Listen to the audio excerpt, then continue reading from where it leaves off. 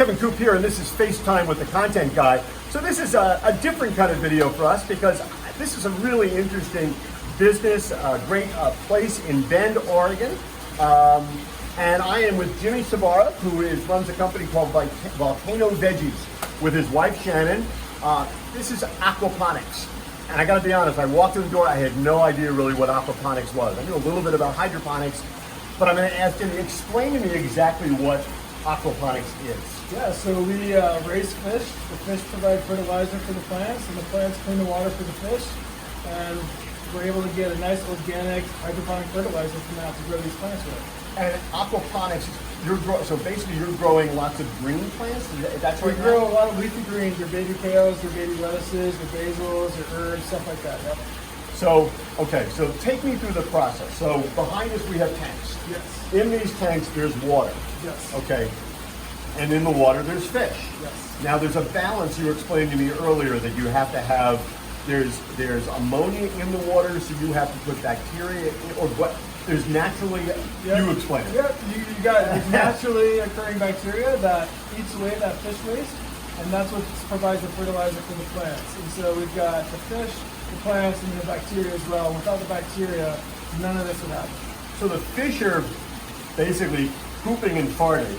That is, I mean, I think, I got to put it on my level here. Yep. And that is creating, that creates nutrients. So all organic farming relies on some sort of manure for fertilizer.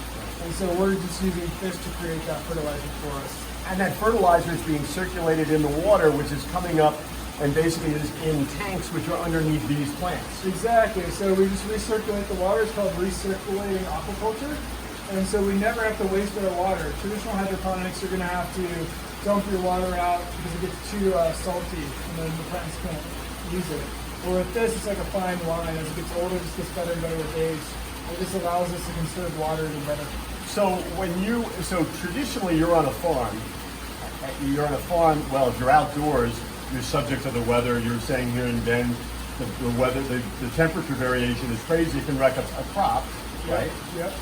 Inside like this, you have none of those variations. Exactly. We're trying to take the risk out of farming by coming inside. For us, it was a really good option to take that risk. When you're outside, you've got hail, sleet, snow, rain, pest, deer. Everything's trying to kill your crops. And so, last week it was 12 degree low. This week it was going to be high at 70. And so that's just really detrimental to plant growth. And so we get really hot summers, really cold winters. So by coming inside, we can regulate the temperature and grow these plants all year long for all our grocery stores, including places like Newport Market. Now, these plants will grow faster than plants in a traditional outdoor setting? It will, yep. Over the average of the year, we're growing faster. We do about, for a lettuce, about 6-week turnaround time. For a baby kale, it's about 2-week turnaround time. Where if you're out in the field and you're relying just on sun, it can grow, I think, a lot longer than that. One of the things I found really interesting about this is Volcano Veggies is creating a branded product. So basically, it can get a higher price point, which gives more margin to the store. You guys can make a living at it. And what's also interesting about it is they're packaging it in such a way that it lasts longer. And it lasts longer not just because of the packaging, but because the product is being grown that way. It's frustrating. Your typical supply chain for lettuce, it's coming. The average head of lettuce travels about 1,500 miles to get from the farm to your plate.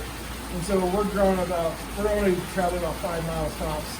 And so during that transportation for traditional lettuce, it's a 2-week period before it gets to your grocery store and before it gets to your plate. And so just everything we harvest goes to the stores that day. So it's as fresh as you can get. It's on your plate in a matter of hours.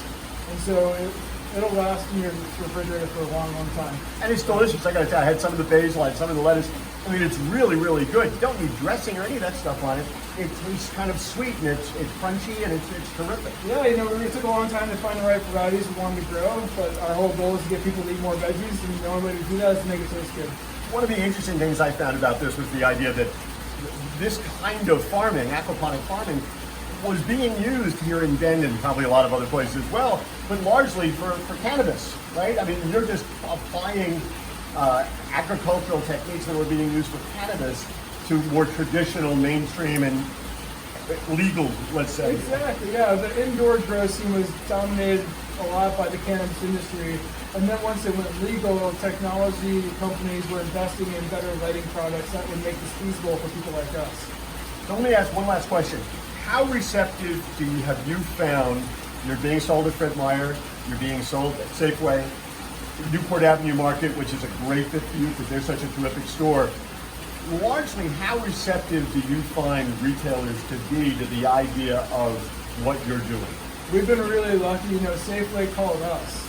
They wanted us in their store. Whole Foods, same thing. We've had customers try our products and then demand it from the other grocery stores. And so being so localized has really helped us get into those stores because every produce manager wants the freshest, best tasting produce they can get, and we're that. And so by being hyper-local, we can provide them something that they can't get anywhere else.